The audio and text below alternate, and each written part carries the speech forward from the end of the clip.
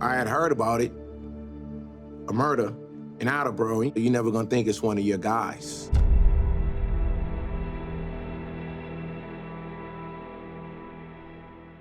I got a call that it was Odin. I just froze because I just conversed with him on Saturday, and it's just, I don't want to call it shock. You just don't know how to respond. A lot of teammates met up just to support each other. I played football and went to high school with Odin Lloyd. He always thought about everybody else's dreams.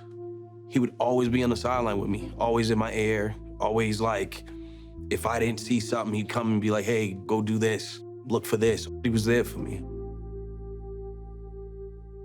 I didn't know even what to say to his mother. I couldn't even fathom calling her that day. That's her life. That's her only boy.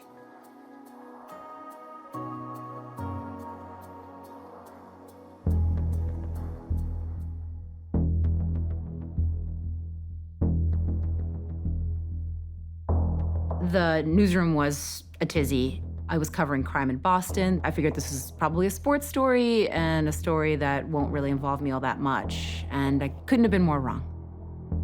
Aaron Hernandez was a rising star, if not already a star. Everyone wanted to know, why would Aaron Hernandez seemingly throw it all away to kill this man?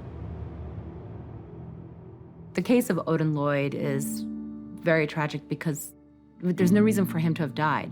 He didn't do anything, he didn't hurt anybody. There was never any clear evidence that there was a motive for his death, so it's so senseless.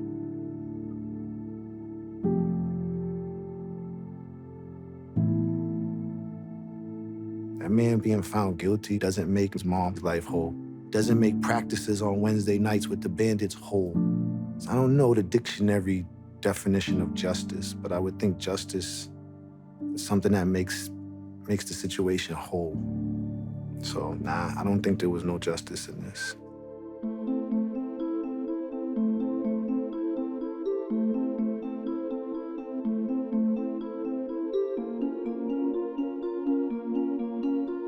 There was a law that says that if you die while your case is being appealed, at that point, basically, it's like the conviction goes away. You're innocent. I didn't think that was right. I thought it was antiquated and there was no real basis for it.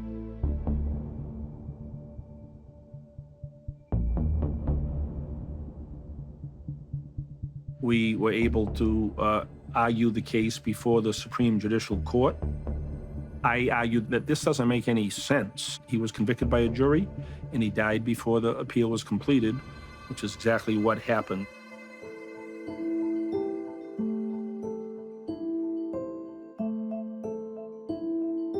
I was very happy to be able to change the law. That was one positive that came out of the tragedy. And if he was here and I was able to speak to him again, I would just tell him that I love him, that he had a big impact on my life. And then just proud to be somebody who was able to be in his presence.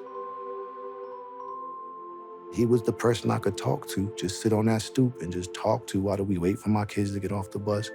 When someone passes away, you try to hold on to things that make you feel them. My kids are big now. They don't take that bus no more. There'll be a few times I go sit at that stoop and smoke one. Just hoping that one day he'll come out that cut. Yo, Miz, yo, Mike, what up? Crossing the street, looking both ways so you don't get hit. Then dust the seat off and sit down next to me. That ain't gonna happen. Never. A million people come and do that same thing with me, but it ain't gonna be him.